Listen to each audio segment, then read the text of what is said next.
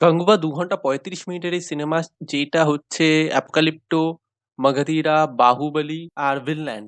Vinland যে সিরিজটা রয়েছে অ্যানিমে সিরিজ, চাইলে দেখে নিতে পারেন।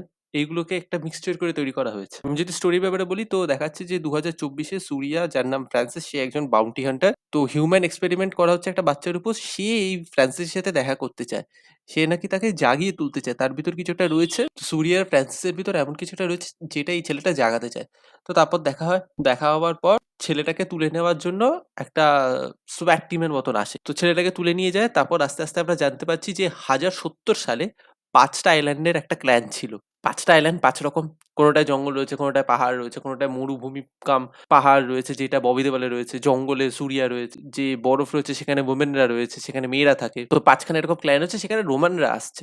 তো রোমানরা প্রথমে চেষ্টা করেছে কূটনীতি দিয়ে এর এই ক্ল্যানগুলোকে আমরা জিতবো, যখন হয় না তারপর আউট অ্যান্ড আউট ওরা ডিভাইড অ্যান্ড রুলে যায়, ববি দেওয়ালকে নিজের দিকে নিয়ে নেয়। তো গাঙ্গুবা হচ্ছে ওই যে জঙ্গলের যে ক্ল্যানটা রয়েছে সেখানকার ও লিডার। ও ক্লায়েন্টকে বাঁচাতে চায়, কিন্তু ওর ভিতরে একজন ও বেইমানি করে। বেইমানি করার ফলে কি হয়, কাঙ্গুবা তাকে মেরে দেয়। তো তার যে ছেলে রয়েছে, তার তো ছেলেটাকেও নিজে অ্যাডপ্ট করে নেয়, কিন্তু ছেলেটা তো দেখে নিয়েছে তার বাবা আর মাকে কাঙ্গুবা মারছে। ছেলেটা একটা রাগ রয়েছে। ছেলেটা কাঙ্গুবাকে মারার চেষ্টা করে। তো কাঙ্গুবা দেখতে পায় যে ওর ক্ল্যানের উপর অ্যাটাক হয়েছে। ও বলে যে ঠিক আছে, তুমি আমায় মারতে চাও, আমি তোমায় মারতে দেবো, কিন্তু আমি আমার ক্ল্যানকে বাঁচিয়েছি, আমি আমার রাজ্যকে বাঁচিয়েছি। লাস্টে দেখাচ্ছে তো এরকম ঝগড়াঝাটি হয়, ববি দেওয়াল গ্রিকদের সাথে চলে যায়। তো তারপর লাস্টে ববি দেওয়ালকে কাঙ্গুয়া মেরে দেয় এবং ছেলেটা কাঙ্গুয়াকে হেল্প করে ফাইনালি। তো কাঙ্গুয়া নিজে একটা প্রণ নেয় যে যত জন্মই লাগুক না কেন, তুমি আমার জীবন বাঁচিয়েছো, আমি তোমার ঋণ শোধ করব। সেখানেই শেষ হয়ে যায় ফার্স্ট পার্ট।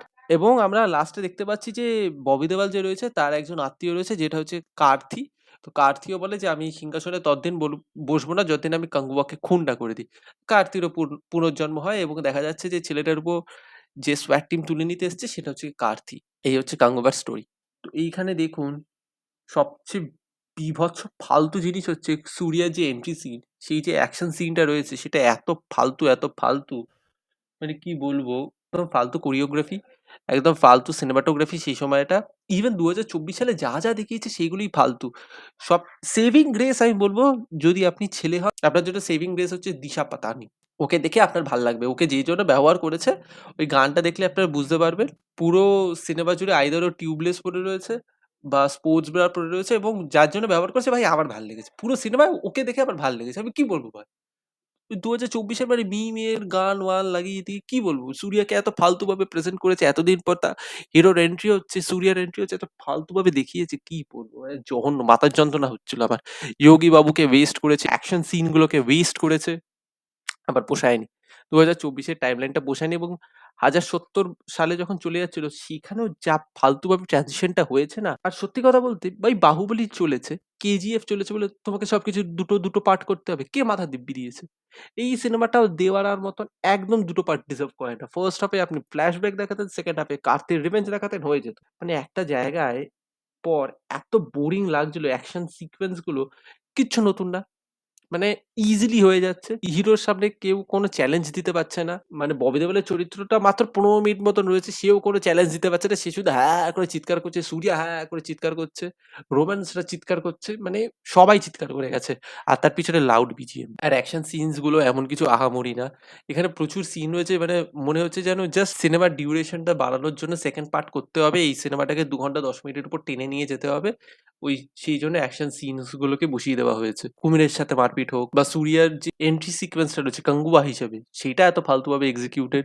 মানে ওরা দাঁড়িয়ে রয়েছে, মানে এসো সূর্যাকে মেরে দাও। আর লাস্টের দিকে মানে হাতির দাঁত হাতে ঢুকিয়ে যেভাবে মারপিট করছে, মানে মেনে নেওয়া যায়। ৫০০ লোক আসছে, তুমি একা হাতির দাঁত হাতে ঢুকিয়ে, মানে হাতির দাঁতের কি ওজন নেই নাকি? যা তা ভাবে দেখিয়ে গেল। মানে লজিকলেস। আর লাস্টের দিকে যখন একটা প্লেনের ভিতরে একটা মারপিটের সিন হচ্ছে, সেখানে তো লজিক ওয়াজিক মায়ের ভোগে। মানে আপনি দেখেই বুঝতে পারবেন লজিক নেই। অ্যাকশন সিকোয়েন্সে কোনো এলিভেশন নেই, কোনো ইনোভেশনও নেই। কাজেই ইটস আ ওয়েস্টেড অপরচুনিটি। মানে বারবার বলছি, সবসময় আপনি যদি সবকিছু দুটো পার্টে ভাগ করতে চান ক্যাশ গ্র্যাবের জন্য, এটাই হবে। আর এটা হওয়ারও দরকার ছিল। সবাই ধর্মার উপর হাসছিল না? দেখুন, স্টুডিও গ্রিনের উপর ধার রয়েছে না? স্টুডিও গ্রিন যা পরিণতি ফেস করতে যাচ্ছে গাঙ্গুবা ফ্লপ করার পর ৩০০ কোটির উপর, স্টুডিও গ্রিনও ধারমা প্রোডাকশনের মতন বিক্রি হবে। দেখুন, আমি মিলিয়ে নেবেন। এত বড় ফ্লপ খাবে না এটা? 300 কোটি টাকা তোলা মুখের কথা না, 750 কোটি টাকা মতন এটাকে কামাতে হবে, কোনোদিন হবে না।